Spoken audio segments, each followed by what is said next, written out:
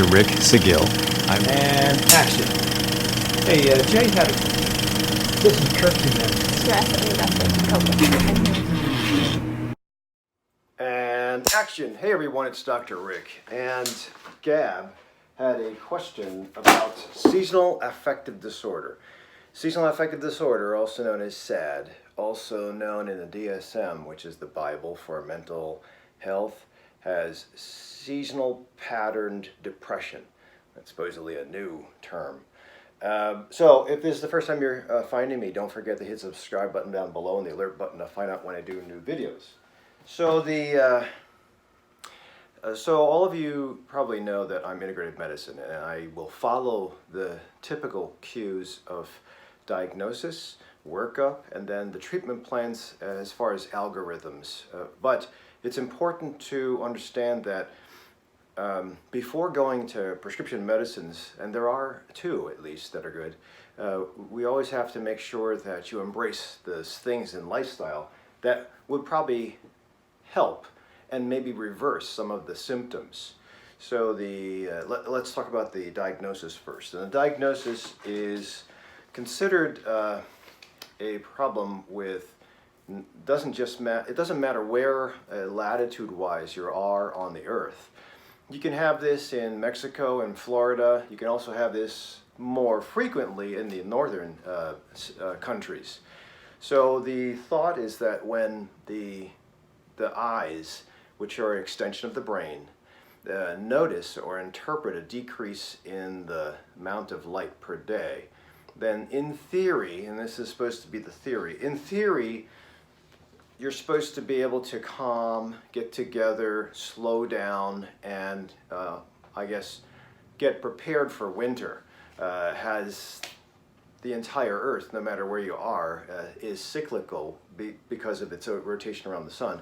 I think the human form has adapted to that. Some people more than others. So you can certainly have a genetic reason or a trigger in you to possibly manifest more than anybody else around you.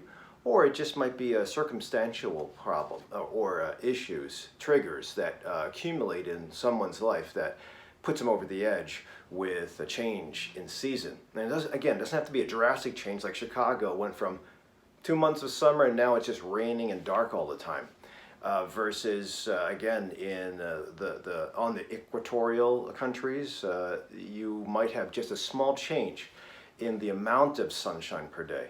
And that, again, triggers most sensitive people. Sensitive to the sun doesn't mean they're sensitive emotionally. So this diagnosis, seasonal affective disorder, it comes with a couple of symptoms. Sometimes it can be pulling away from social groups, getting more irritable. Sometimes it also could be difficulty with getting to sleep because the body's hormonal balance has been offset. It could also be craving. With full-blown depression or major depression, you'll have all those cues, probably at a higher intensity of presentation, more intense symptoms, more extreme symptoms. Some people will have anxiousness more so than depression, and it'll overlap itself a bit. And there is one consideration. In fact, this is supposed to be seasonal affective disorder, seasonal patterned depression, is supposed to be a subset of true depression, major depression. Not as severe, but there's a cyclical pattern to it, and that's the other reason, cyclical patterns. So you might have weight gain, you might have weight loss, but usually it's going to be an affinity for not eating or having the carbohydrate craving for some reason. It responds easily.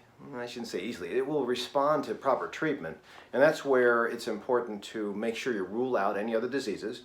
So if you don't have a psychologist that you have seen in the past, you might want to consider one, because it might not just be a seasonal affective disorder. It might actually be something else as a comorbid issue, as a piggyback issue, and then the seasonal change triggers just a little bit of a dive into that symptom.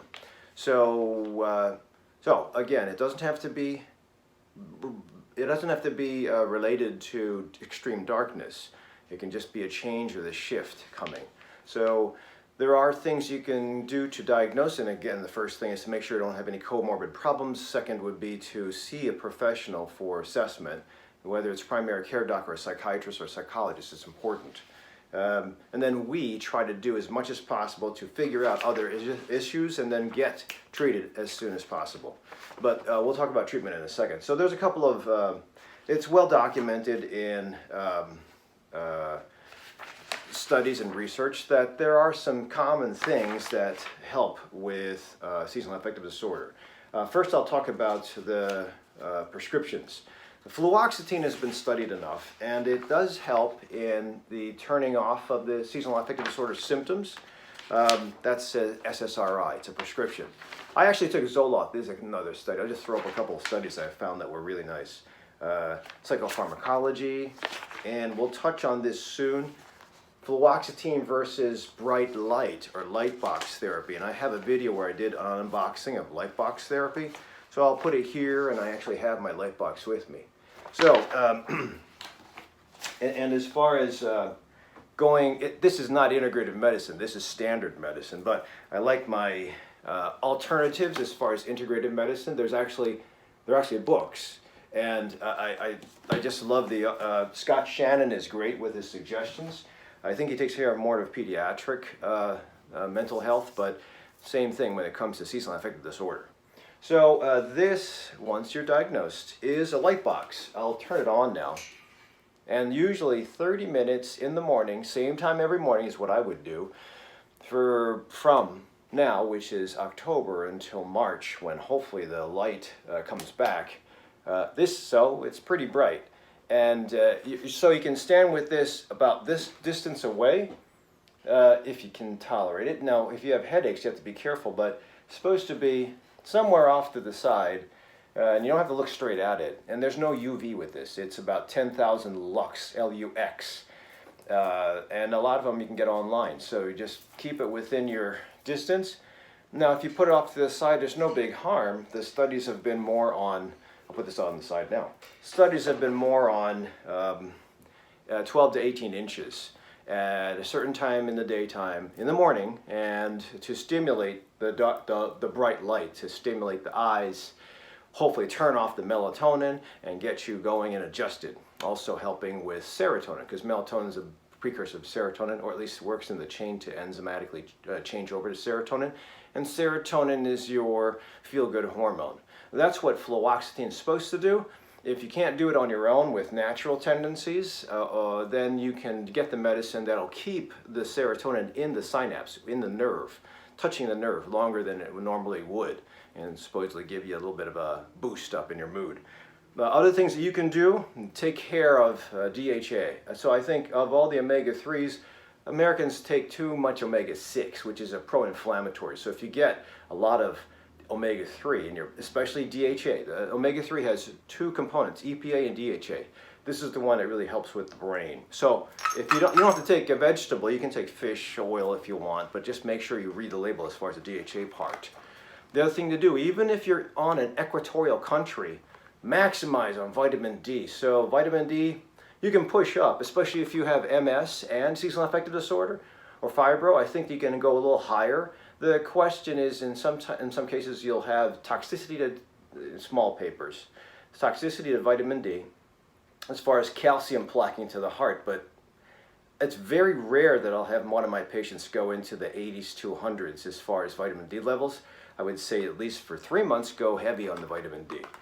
You always want to get blood tests first, because in some cases you're already good on vitamin D, so you'll be doing way too much. Which is nice, because I might as well talk about that. Your primary care doctor or psychiatrist should get some blood tests to check your thyroid, your adrenals, and then your gonads, testicles or ovaries. Because sometimes that'll actually be a problem, especially if you're a middle-aged person. So getting to see a doctor could be B12 deficiency, iron deficiency if you're vegetarian. If you're an intermittent faster, you could be off with regards to those other minerals, potassium, sodium, calcium, so zinc also. So please get checked out by your doctor. There are some things that you can take, especially if you need a little bit of boost on focus. And there's things you can surround yourself with. This is an essential oil. It's uplifting. It's stimulating. So those are important, in addition to the first thing, which is always keep your sleep cycle as best as possible at a certain designated time. as far as getting to sleep. Try to keep your light box therapy into the morning only, because too much stimulation way down the timeline into nighttime will get you awake. So turning off, I usually take out the papers and read. That's why I print up stuff. I like to have the tactile sensation, but I read at night. And then in the daytime, I'm okay with using or exposing myself to screens. Try to stay away from harm as far as psychological stressors at work or engaging difficult times, difficult people. Also, if you don't have it, have your own practice of relaxation, at least at night. So the light box therapy in the morning, the calming practice at night should at least set the body up to know this is night, this is day, this is night, this is day. This is the time I eat, this is night, this is day, this is the time I exercise and then eat. So, and also I would say that, try to exercise in the daytime, even early morning, to get through till winter is done. So October, November, December, January, February, March, you got 6 months. Hopefully it goes by fast. Try to adopt a love for going out in the wintertime, because everybody tries to hunker down. But sometimes if you get the right equipment, you find the right forest preserves or the right groups. You go to Morton Arboretum if you're in Illinois, you'll find places that are sanctuaries even in the wintertime, and they're beautiful too. So Gab, hopefully this helps you decide what to do. So if you get a team together, psychologists, maybe psychiatrists, primary care, to look at some deficiencies that might be fixed, get your deficiencies taken care of, maybe get a light box, start exercising, but make it easy, and then start counting down the days to weeks to months before spring returns, and hopefully it'll be, at least in a concrete sense, very easy to get through this tough time. So hopefully you'll do fine. Anybody else that has comments on how you take care of seasonal affective disorder, please put them down below. Otherwise, I'll see you at the next Minute Clinic. Hey, just as an addendum, I was putting my stuff away. I want you to realize that also nature therapy will be very helpful. So if you're out in the northern hemisphere, or at least in the areas like around Chicago, you might want to get out on a regular basis to strengthen your eyes getting used to the beauty of winter. So nature therapy is awesome. Again, I like Scott Shannon's work, especially when it comes to supplementation. He documents studies nicely without getting too boring. And one of the biggest things I like with the speed of how it works is SAMe, S-adenosylmethionine, and it works as a mood improver. It has glutathione for the liver. It also helps with joint pain, which some people have joint pain in the wintertime. So SAMe, usually Yarrow brand is pretty decent, but it has to be blister packed if it's not Yarrow. 200 milligrams twice a day to 400 milligrams twice a day is awesome. Another thing for nighttime would be, if you have a bipolar issue, you might want to be checked out first before starting SAMe. 5-hydroxytryptophan is great. So usually about 100 to 200 milligrams at night would be great, because again it helps as a precursor for serotonin.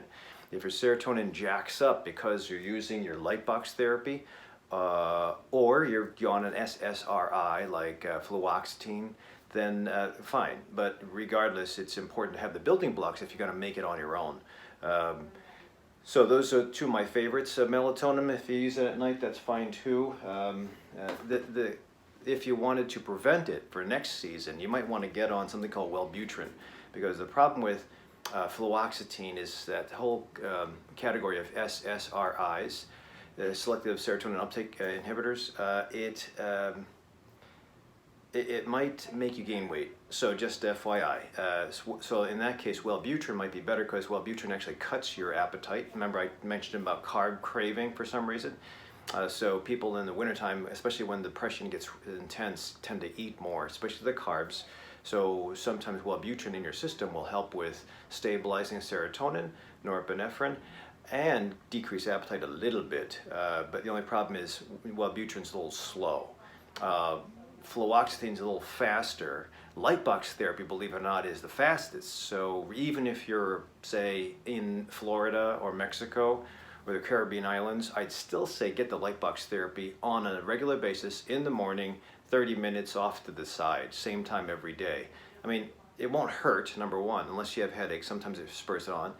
Two, it's pretty cheap. Three, even if you're in the sun, when you are in the sun, you have to work and go to school and do everything you have to do. So sometimes even if it blossoms suddenly, you might not be out enough to get into the sun. It's supposed to be 30 minutes. And if you're using the sun naturally instead of a light box, it's supposed to be 70% of your exposed body, 30 minutes. So not all of us have that opportunity when we have to work and go to school. So just food for thought in addition to eating a mostly whole food plant-based diet, because when you start to dump into the carbs, you get rid of the protein. Protein wakes you up. Think of it this way in its essence. Protein wakes you up, carbohydrates makes you sleepy, so you might want to change that around. Maybe a little bit carbohydrate dominant stuff at night and more protein during the day. So if it's during the day, you stay awake, theoretically, still get the satiety. At night, you can have your carb, but you gotta make it low glycemic index carbs. Sugar, no, stay away from it. Alcohol, no, that's unfortunately, you gotta limit it. And coffee is fine, so hopefully this gives you a little addendum. I'll see you the next minute.